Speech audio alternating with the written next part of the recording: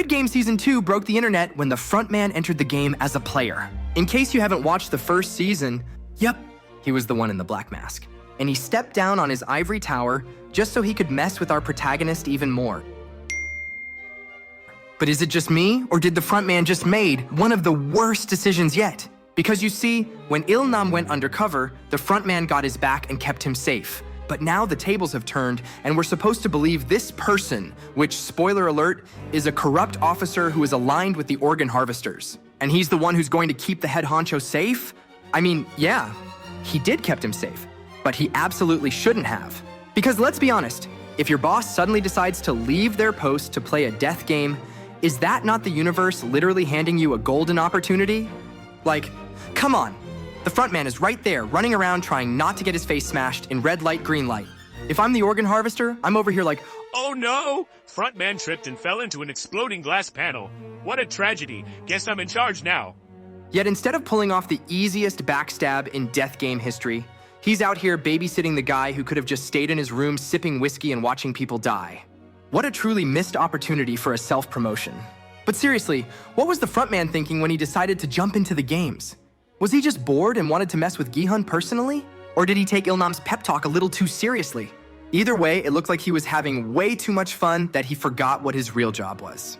But let's be real, this move makes absolutely no sense. Think about it. The frontman didn't need to step into the arena to get the full experience. The guy has literally hundreds of cameras giving him every angle, every whisper, every panicked look on every contestant's face. Yet he still decided to enter the game for a little adrenaline rush. And so, after watching Squid Game Season 2 for the third time, I realized something insane. The frontman could have been assassinated in almost every single game. Before we get into that, if you're enjoying this video, please like and subscribe. It really helps our channel.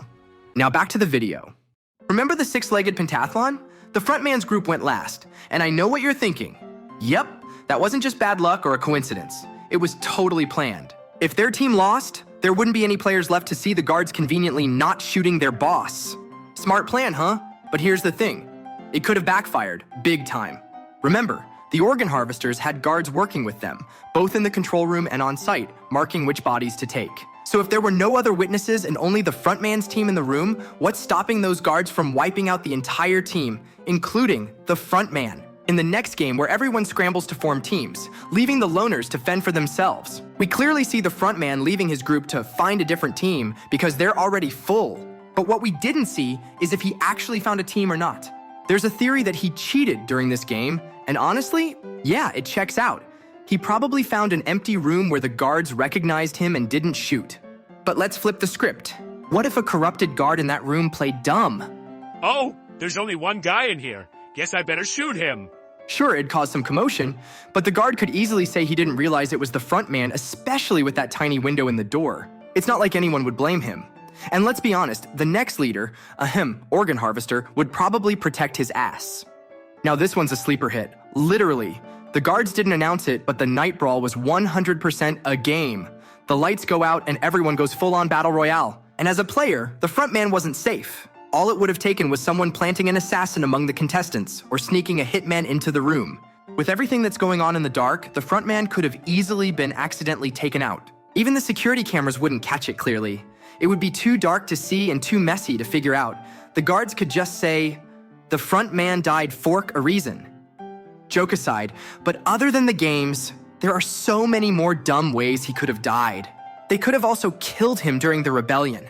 It's not like they expect the frontman to be shooting at his own guards. They could have poisoned his food tray, stage an accident in his sleep, or just shoot him directly. Yet 7 episodes in, nothing happened. So the big question is, why not? Was there a reason they couldn't betray the frontman? Are they just that scared of him? Well, after some serious overthinking, I've got 3 reasons that make it clear why the organ harvesters didn't launch a coup d'etat. The first reason I could think of is that he's still the top G. Sure, the frontman joined the games, but he didn't actually give up his authority. He just relocated his command center to the player's floor. The guards still knew who he was, and his influence was everywhere. There were hundreds of guards 24/7, both in the control room and on the grounds, and they all knew exactly what the frontman looked like. If anyone even tried to mess with him, they would have swooped in faster than you can say green light. The frontman might have also given an ultimatum to the organ harvester that if anything happens to him inside, then he will be the one to pay for it. Plus, the frontman knew all the guard frequencies and codes. A single command from him could flip the entire operation upside down. So getting rid of the frontman may not be as easy as it seems. Taking him out might have sounded like a shortcut to power, but it could just as easily end in disaster. Besides, what's organ harvesting going to look like if there are no Squid Games in the first place? The Squid Games are not a magical place where people just randomly show up to kill themselves over childhood games. It is a very covert operation ran by the ultra-rich and powerful to satisfy their terminal boredom. That is to say, the position of frontman isn't just some random job. It's a role personally created and assigned by the original mastermind. This means the frontman's authority is tied directly to the VIPs who are funding the whole operation. Imagine this. You're a VIP flying halfway around the world for your favorite real-life survival drama, and suddenly the host gets killed by his own staff. Not only does it ruin the vibe, but it also puts the entire operation under scrutiny. So what will they do? They will relocate the Squid Games to somewhere across the world, and it would be no more organs for you. Oh, and here's the crazy part. Who's to say the Black Square officer would automatically become the next frontman if the position were up for grabs? The VIPs wouldn't trust someone whose side hustle involves selling organs for cash. Not exactly someone befitting an employee of the month. Here's the thing about the frontman. He didn't just luck into his role.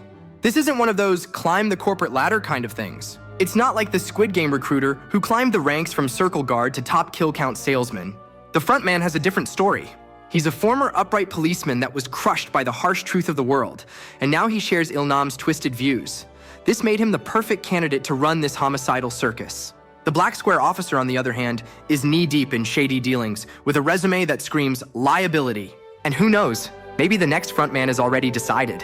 Sure, the Black Square officer might have fantasized about taking out the frontman, but in reality, it was never that simple. Between the guards, the VIPs, and his own sketchy reputation, trying to off the frontman would have been a one-way ticket to disaster.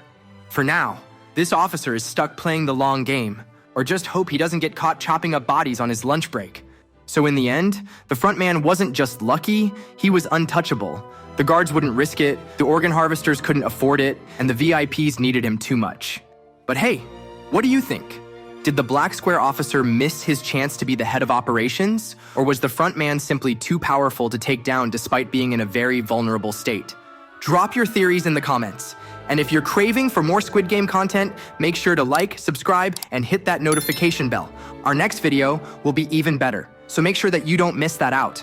And if you're interested, you can also watch our previous videos as well. Let's keep the games going until we get Season 3. Play wisely, stay safe, and have a nice day.